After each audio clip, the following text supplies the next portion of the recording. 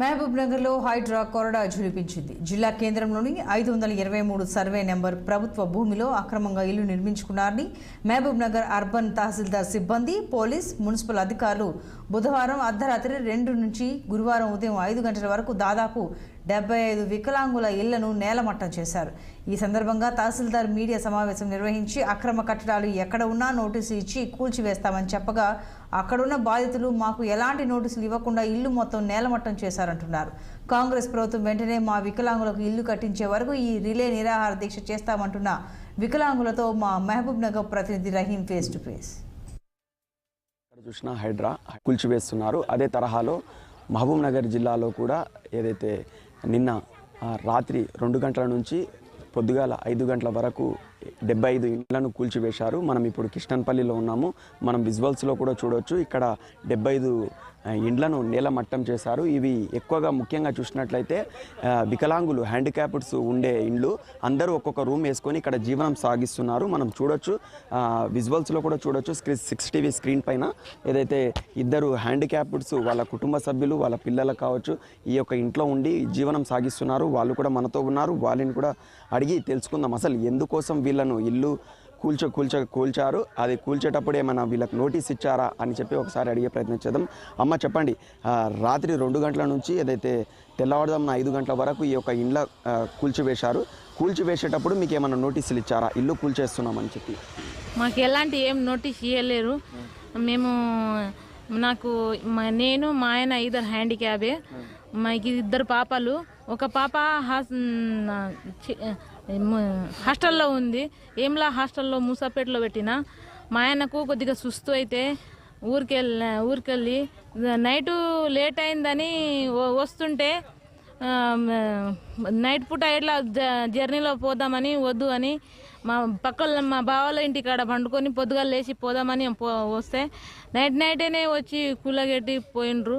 మాకు తెలియదు. నోటీస్ ఎలాంటి ఏం ఇయ్యలేరు ఈ ప్రభుత్వం. దాంట్లో మాకు సామాన్, తినే వస్తువు మొత్తం దాంట్లోనే, బట్ట మొత్తం దాంట్లోనే ఉన్నాయి మాది.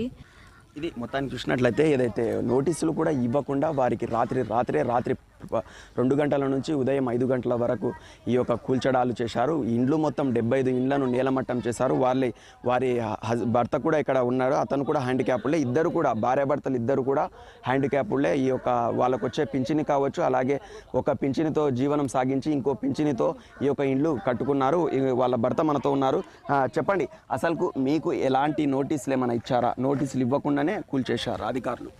నోటీస్ ఇవ్వలేదు సార్, మాకేం ఇవ్వలేదు. మేము ఆరోగ్యం బాగలేకుంటే మేము ఊరికి వెళ్ళాం. పాపకు హాస్టల్కి పంపించి నేను చూపించుకొని వచ్చాను. అంతా ఒక నైట్ మాత్రమే మా అన్నుల దగ్గర పోయినా.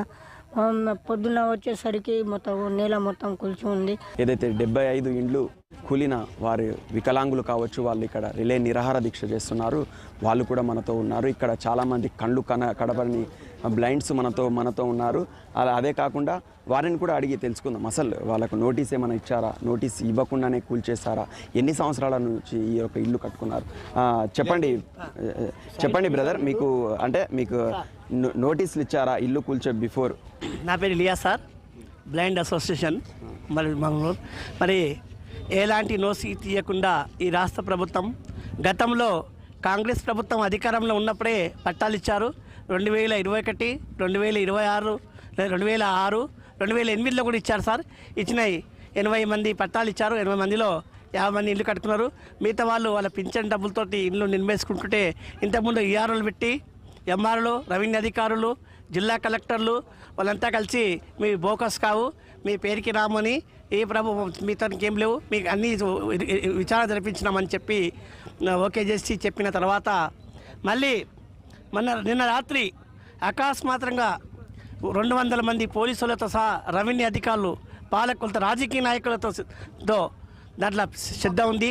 వాళ్ళతో పాటు ఈ ప్రభుత్వం కాంగ్రెస్ ఉన్న 8 నెలలకే 9వ నెల పడుతున్న ప్రభుత్వము వికలాంగులకు ఇచ్చిన ఇండ్ల స్థలాలు కూల్చేయడం చాలా ఇది దౌర్జన్యం సార్. ఇది ఓవరాల్గా చూసినట్లయితే వికలాంగులు కావచ్చు, బ్లైండ్స్ కావచ్చు, కన్నీరు మున్నీరు అవుతున్నారు. ఏదైతే కాంగ్రెస్ ప్రభుత్వం గుర్తించి ఒక ఇల్లు, ఒక రూమ్ అయినా కట్టించాలని వికలాంగులు అంటున్నారు. అంతేకాకుండా ఏదైతే రేవంత్ రెడ్డి తెలంగాణ ముఖ్యమంత్రి రేవంత్ రెడ్డి చెప్పినట్లయితే బఫర్ జోన్స్ కావచ్చు, కుంటలు కావచ్చు, అలాగే చెరువులు కావచ్చు, ఇక్కడ కట్టిన ఇండ్లను కావచ్చు, అది ఎవరైనా కూడా కూల్చేస్తామని చెప్పి రేవంత్ రెడ్డి ఆదేశాల మేరకు తెలంగాణ రాష్ట్ర వ్యాప్తంగా జరుగుతున్నాయి. అదే రీతిలో మహబూబ్ నగర్లో కూడా ఈ యొక్క కూల్చడాలు 75 ఇండ్లను కూల్చివేశారు. అయితే ముఖ్యంగా మనం చూసినట్లయితే 523 సర్వే నెంబరు గవర్నమెంట్కి సంబంధించింది. ఇక్కడ ఉన్న ఇండ్లు గవర్నమెంట్లో ఉన్నవని చెప్పి ఈ యొక్క కూల్చివేత చేశారు. మొత్తానికి చూసినట్లయితే కన్నీరు మున్నీరు అవుతున్నారు అధికారులు కావచ్చు, అలాగే తెలంగాణ రాష్ట్ర ప్రభుత్వం గుర్తించి వాళ్ళని న్యాయం చేయాలని ఇక్కడున్న వికలాంగులు ధర్నా చేస్తున్నారు. ఇది ఇక్కడ ఉన్న పరిస్థితి. కెమెరా పర్సన్ షౌకత్తో రహీం 6 టీవీ మహబూబ్ నగర్ నుంచి తెలంగాణ. నందిగామలో రాష్ట్ర ప్రభుత్వం